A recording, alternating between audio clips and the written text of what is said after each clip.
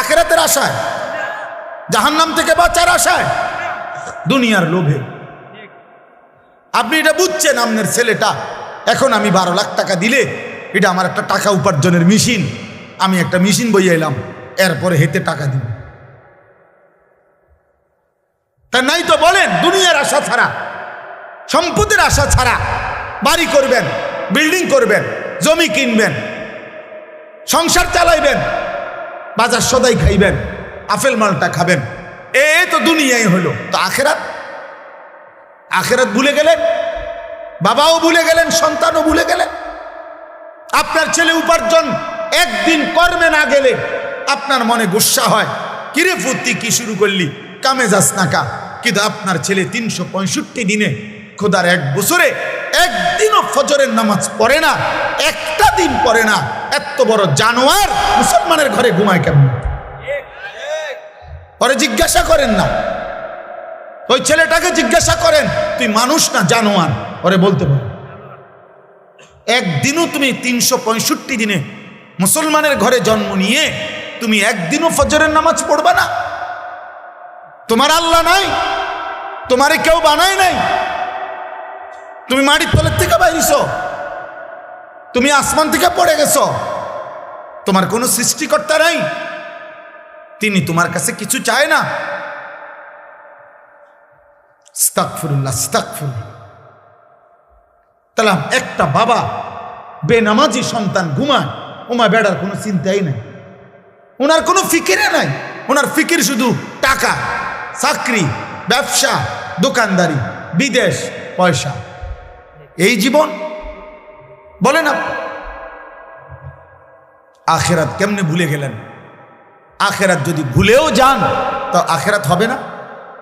কথা বলেন না? বলো ছেলেরা, বাবা তোমরা বলো, তোমরা যারা আজকে মৃত্যু ভুলে গেছো, তোমাদের মৃত্যু হবে না? তোমরা যারা নামাজ পড়ো না, তোমরা তো মৃত্যু ভুলে গেছো।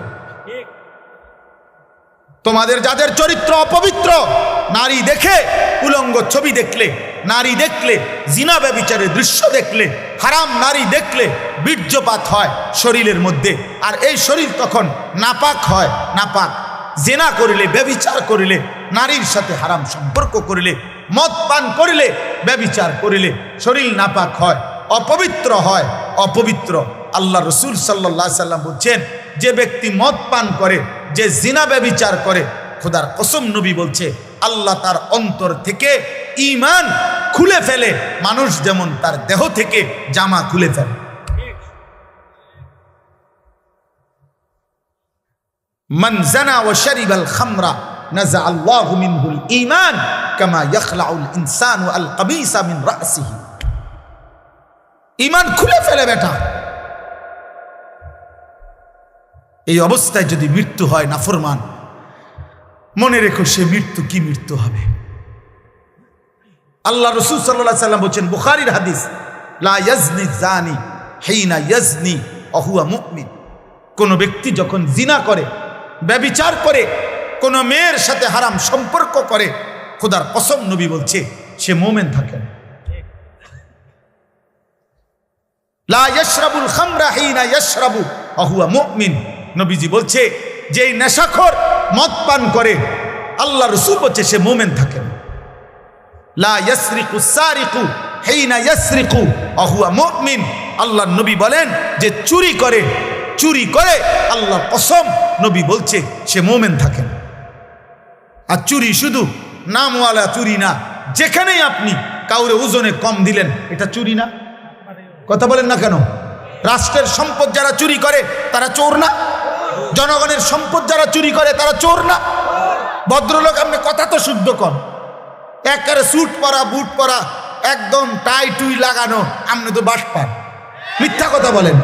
আপনি তো এক খোঁচা দিয়ে 100 কোটি টাকা মেরে দিচ্ছেন, তাহলে আপনি তো শুদ্ধ চোর। আপনি তো কথা তো শুদ্ধ বলেন।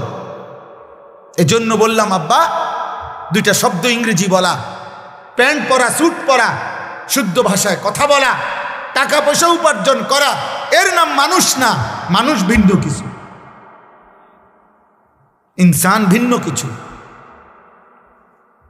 ভিন্ন কিছু।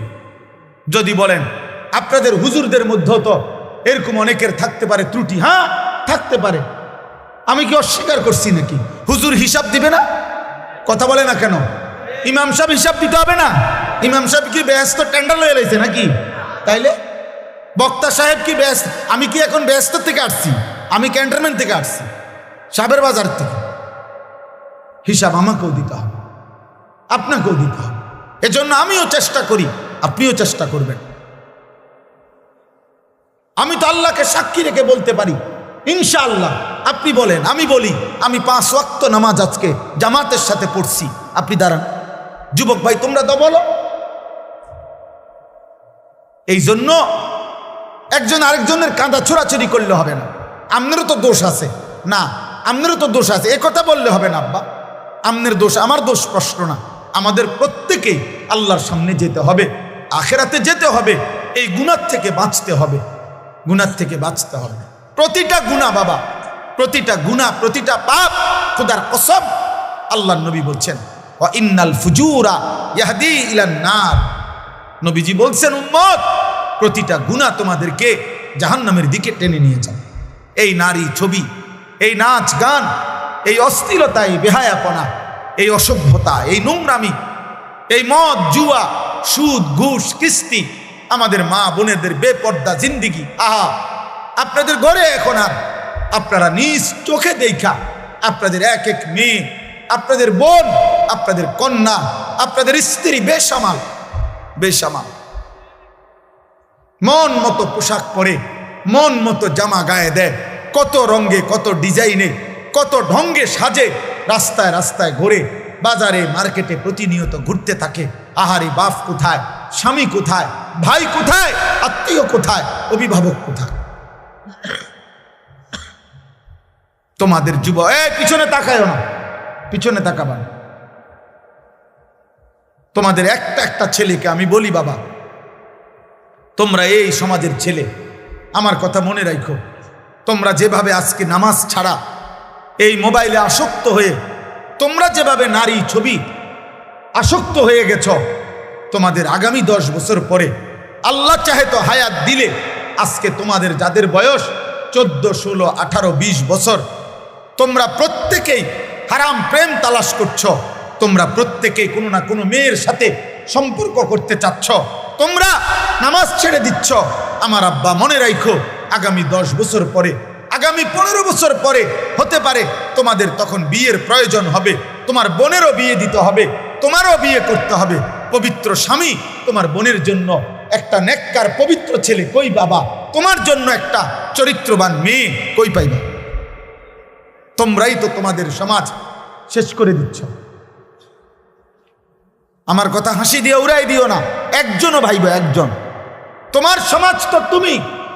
তোমার যদি কোনোদিন 1 ওয়াক্ত নামাজ পড়তে মন না চায়, তো তোমার সমাজের বাকি ছেলেদের কি অবস্থা? তুমি যদি দিবানিশি নারী ছবি দেখো, তোমার যদি সারাক্ষণ মোবাইলে উলঙ্গ ছবি দেখতে মন চায়, তোমার স্ত্রী যে হবে তার চরিত্র কি হবে? রাবিয়া বস্রী। তোমার বোনের যে স্বামী হবে, ওর চরিত্র কি হবে? ও কোত্থেকে আসবে? ও তো আলগা গ্রহ থেকে, মঙ্গল গ্রহ থেকে আসবে না। ও তো এই সমাজেরই বেড়ে ওঠা মানুষ, ও তো এই সমাজের বেড়ে ওঠা মানুষ। আমরা এখন নিজেরা বুঝি। ছোটবেলায় মাদ্রাসায় আমরাও পড়ালেখা করছি বাবা, আর এখন আমরা মাদ্রাসায় পড়াই বাচ্চাদেরকে। খুব কষ্ট হয়, বেশি কষ্ট হয় বাচ্চাদেরকে এখন পড়াইতে। কেন? একটা বাচ্চা আপনার তার বাড়িতে গেলে তার চারিদিকে তার বাড়ির চাচাতো ভাই, মামাতো ভাই, ফুফাতো ভাই, জ্যাঠাতো ভাই, খালাতো ভাই, আপন বড় ভাই, আপন মা, আপন বোন, প্রত্যেকের হাতে দেখে একটা একটা বড় মোবাইল। সবাই ছবি তুলতেছে, ভিডিও করতেছে, সবাই আপনার নাটক দেখতেছে। এর মাঝখানে এই একটা ছেলে, সে তখন নিজের বড় অসহায় মনে করে যে আরে আমার মনে মাদ্রাসায় পড়ার কারণে আমারে বন্দি করে রাখছে, আমারে জেলখানা দিয়ে রাখছে, আমারে আবদ্ধ করে রাখছে, আমার জীবনের কোনো সুখ নাই, আনন্দ নাই, আমার কোনো উল্লাস নাই। এই কারণে প্রতিনিয়ত আমরা মাদ্রাসা চালাই বাবা, প্রতিনিয়ত বাচ্চাদেরকে অভিভাবক আয়সা কাঁদে যে হুজুর কোনোভাবে মাদ্রাসায় পড়াইতে পারতেছি না, রাখতে পারতেছি না। কেবল ছুটে যায়, বাচ্চা কেবল ছুটে যায়। কারণ